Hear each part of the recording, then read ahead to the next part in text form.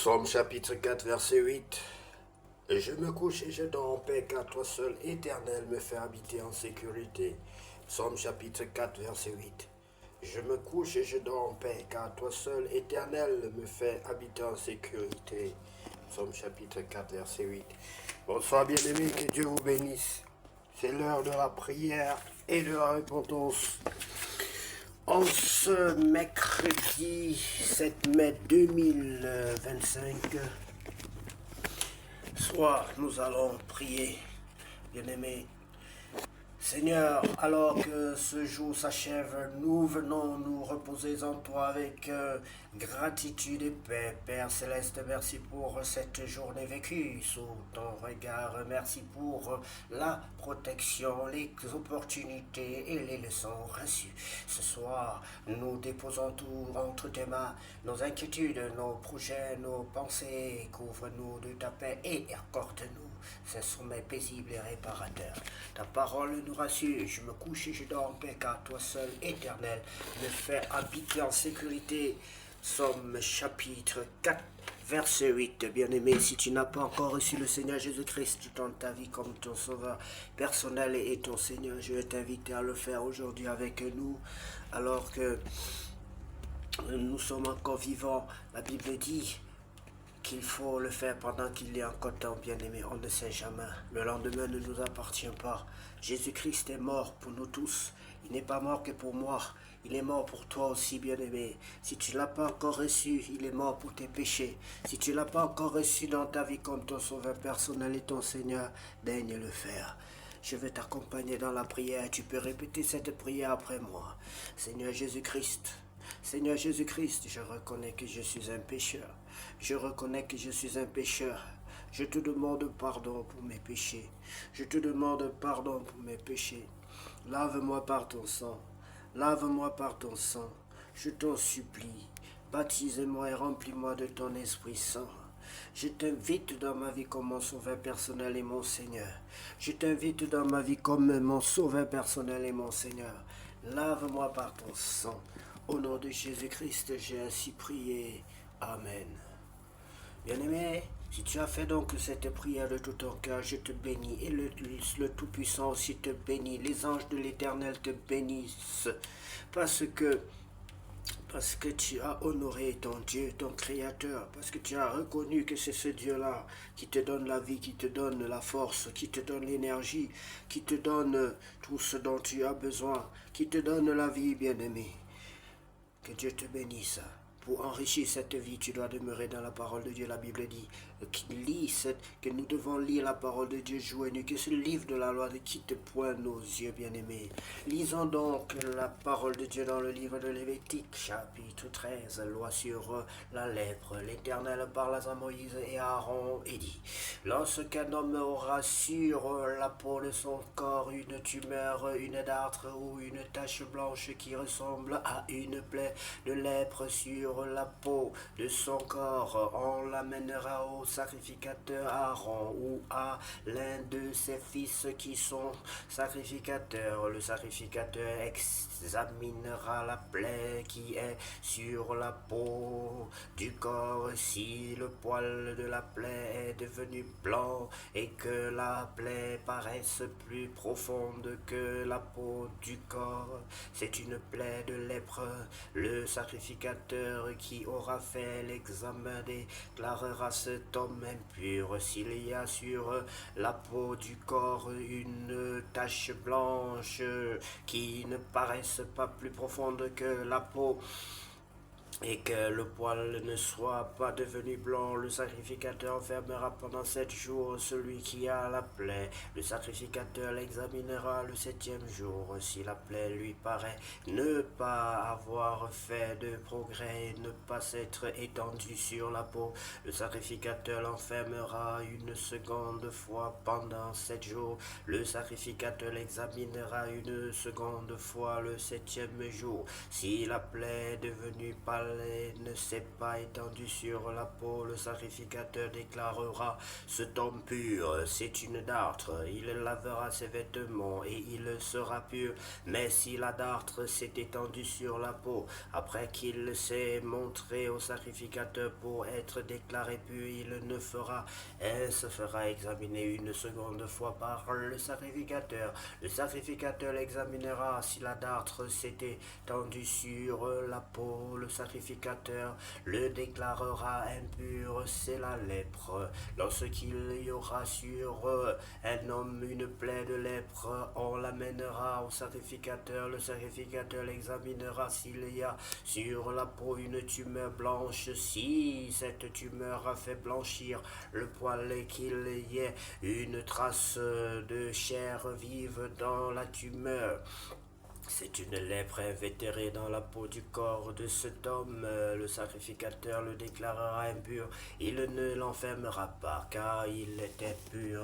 Si la lèpre fait une éruption sur la peau et couvre toute la peau de celui qui a la lèpre, depuis la tête jusqu'aux pieds, partout où le sacrificateur portera ses regards, le sacrificateur l'examinera. Et quand il aura vu que la lèpre couvre tout le corps, il déclarera pur celui qui a la plaie. Comme il est entièrement devenu blanc, il est pur. Mais le jour où l'on apercevra en lui de la chair vive, il sera impur.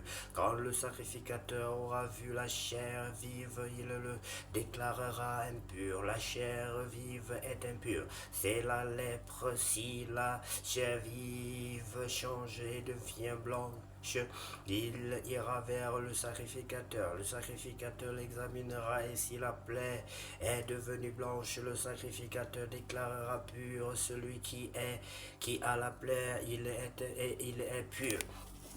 Lorsqu'un homme aura eu sur la peau de son corps un ulcère qui a été guéri et qu'il se manifestera à la place où était l'ulcère une tumeur blanche ou une tache d'un blanc rougeâtre, cet homme se montrera au sacrificateur. Le sacrificateur l'examinera. Si la tache paraît plus enfoncée que la peau et que le poil soit devenu blanc, le sacrificateur le déclarera impur. C'est une plaie de lèpre qui a fait éruption dans l'ulcère. Si le sacrificateur voit qu'il n'y a point de poil blanc dans la tache, qu'elle n'est pas plus enfoncée que la peau et qu'elle est devenue pâle, il enfermera cet homme pendant 7 jours. Si la tache s'est étendue sur la peau, le sacrificateur le déclarera impur. C'est une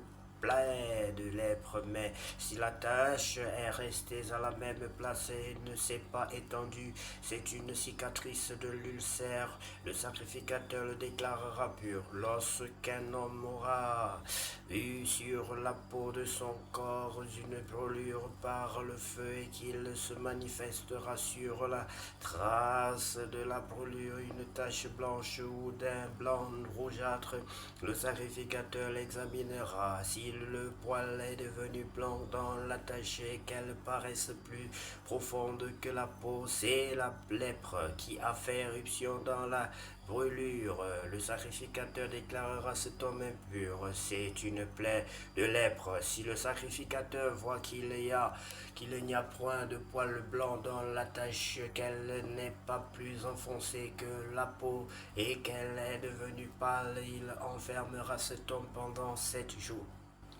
Le sacrificateur l'examinera le 7e jour. Si la tache s'est étendue sur la peau, le sacrificateur le déclarera impur. C'est une plaie de lèpre. Mais si la tache est restée à la même place, ne s'est pas étendue sur la peau et est devenue pâle, c'est la tumeur de la brûlure. Le sacrificateur le déclarera pur, car c'est la cicatrice de la brûlure.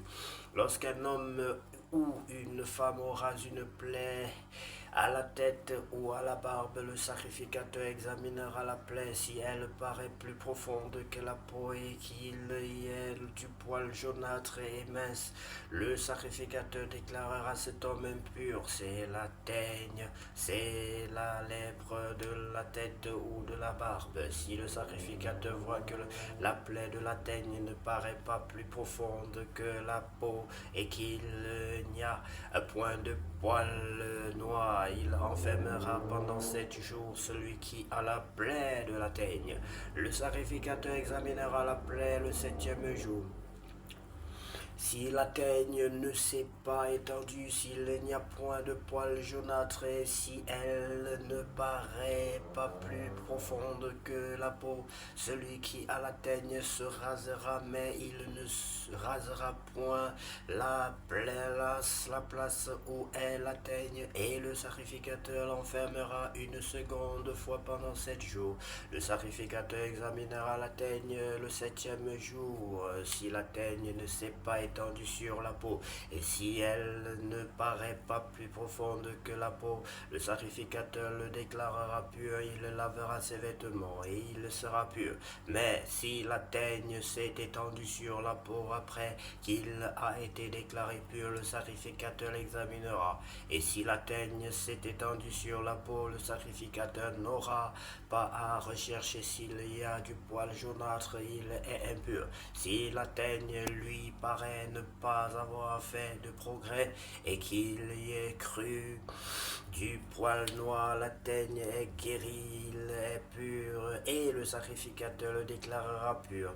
Lorsqu'un homme ou une femme aura sur la peau de son corps des taches blanches, le sacrificateur l'examinera. S'il y a sur la peau de son corps des taches d'un blanc pâle, ce ne sont que des taches qui ont fait éruption sur la peau, il est pur.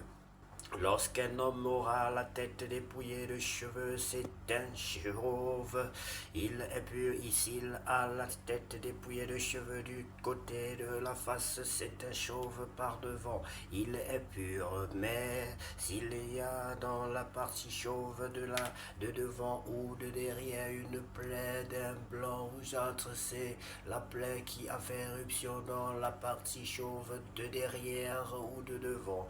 Le sacrificateur examinera. S'il y a une tumeur de plaie d'un blanc rougeâtre dans la partie chauve de derrière ou de devant semblable à la lèpre sur la peau du corps, c'est un homme lépreux, il est impur. Le sacrificateur le déclarera impur, c'est à la tête qu'elle s'appelait.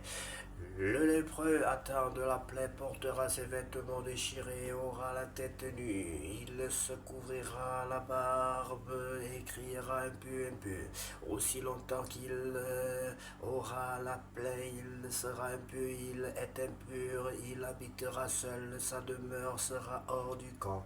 Lorsqu'il y aura sur un vêtement une plaie de lèpre, sur un vêtement de laine ou sur un vêtement de lin, à la chaîne ou à la trame de lin ou de laine, sur une peau ou sur quelques ouvrages de peau, et que la plaie sera verdâtre ou rougeâtre sur le vêtement ou sur la peau, à la chaîne ou à la trame, ou sur un objet quelconque de peau, c'est une plaie de lèpre, et elle sera montrée au sacrificateur.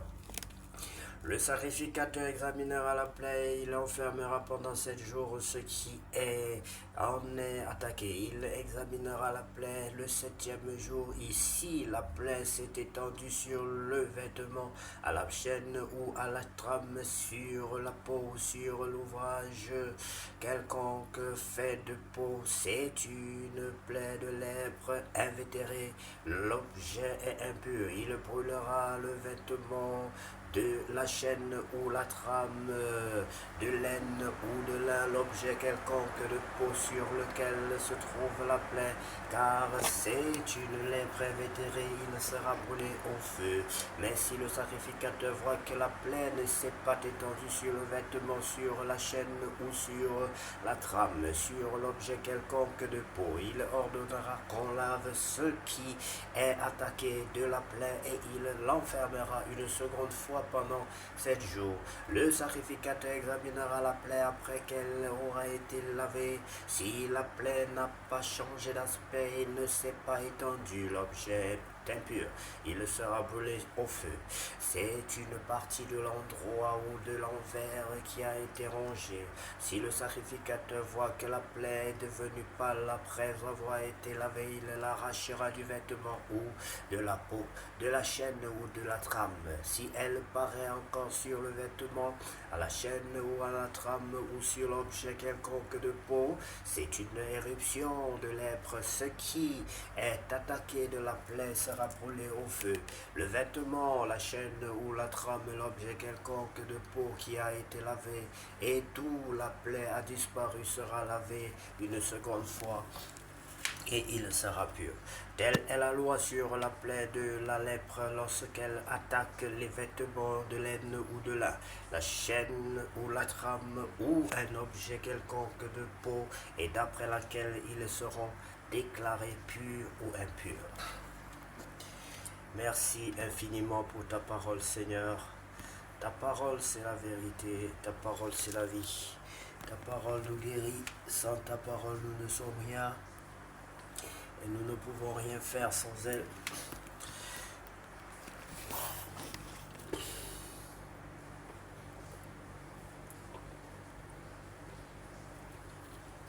Ce qu'elle fait pour nous est au-delà de ce que nous pouvons penser ou imaginer.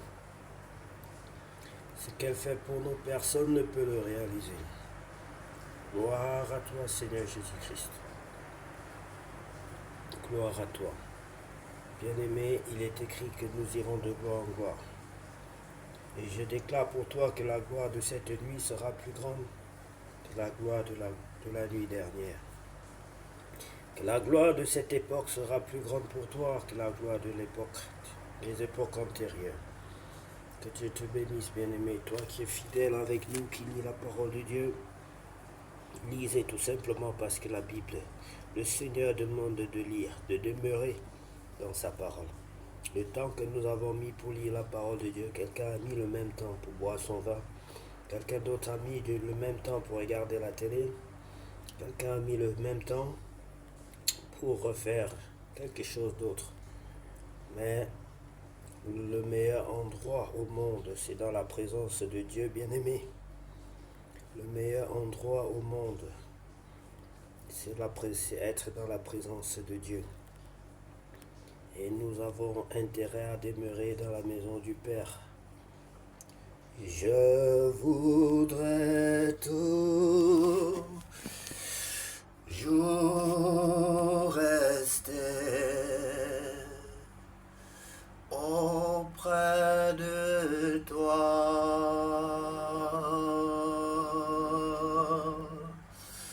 auprès de toi. C'est lâche-moi auprès de toi. Qui pourra nous condamner? Car tu es mort. Tu es ressuscité à la droite du Père. Tu intercèdes pour moi. N'est-ce pas un beau chant, bien-aimé? Que Dieu vous bénisse. Dans la paix de Christ, bien-aimé. Soyez dans la paix de Christ, au nom de Jésus. Amen.